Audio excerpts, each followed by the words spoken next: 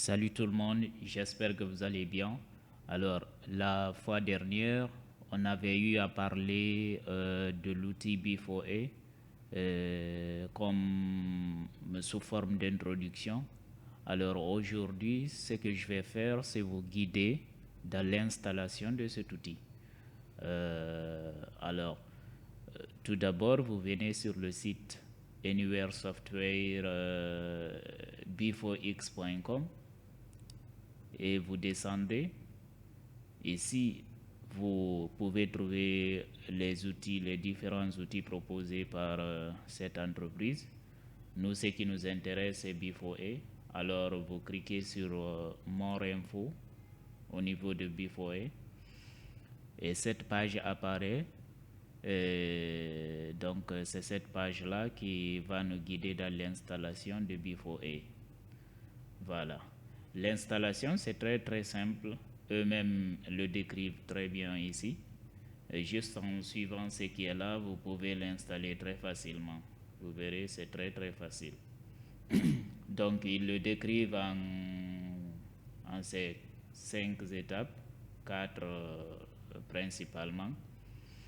Donc, la première étape, c'est tout d'abord d'installer Oracle Java 8 ou bien OpenJDK.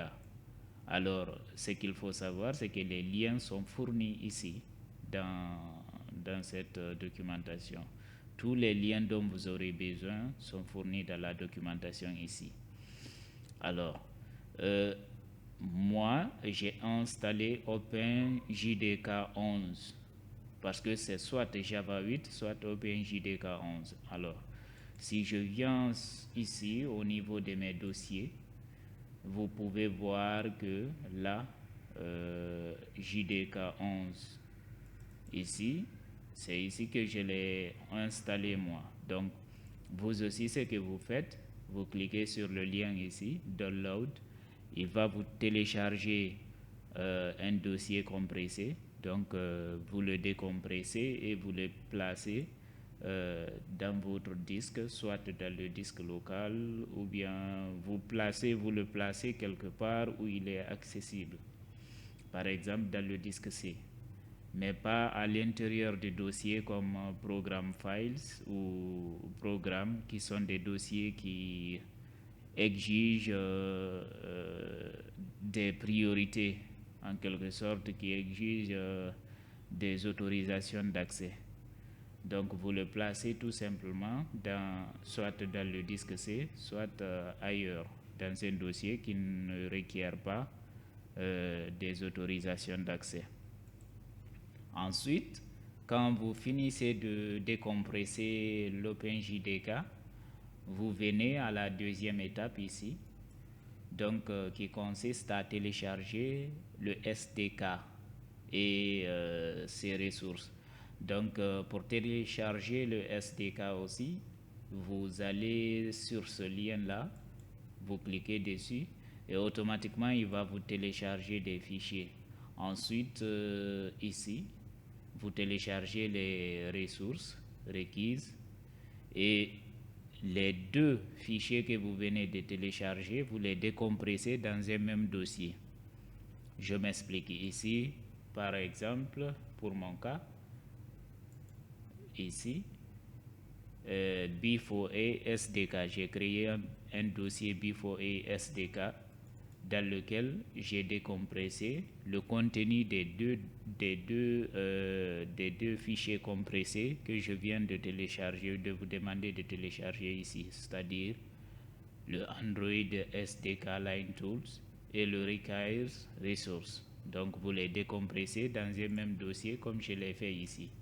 Dans le C, je les ai décompressés dans le dossier B4A SDK. Voilà. Donc, une fois que vous décompressez ces deux éléments dans le même dossier, le dossier va apparaître comme ceci. OK?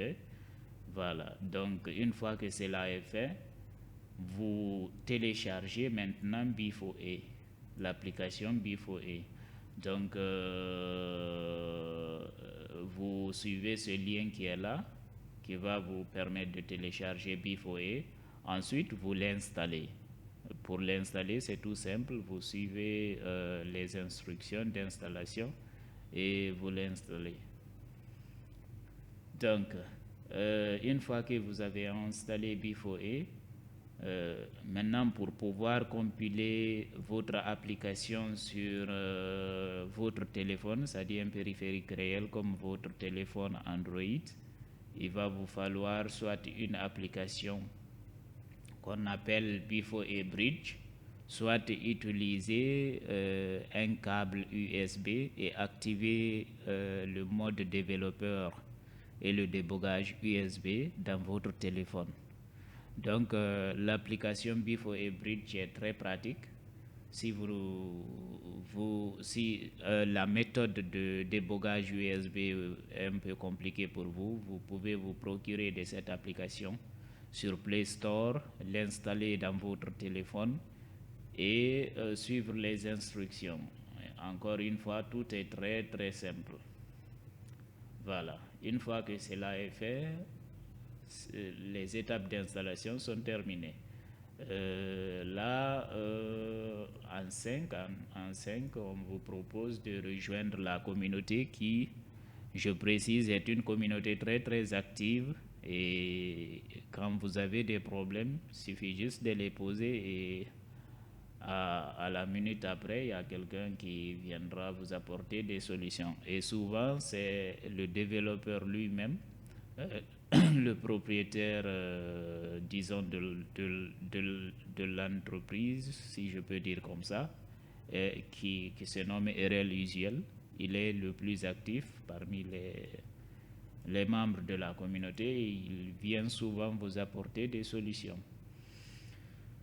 Et voilà, donc une fois que cela est fait, on suppose qu'on a installé B4A, qu'on a installé le SDK et le JDK.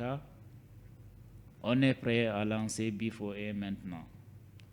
Donc, on se retrouve dans une prochaine vidéo pour lancer le B4A et voir à quoi ressemble l'interface et essayer de faire les premiers réglages.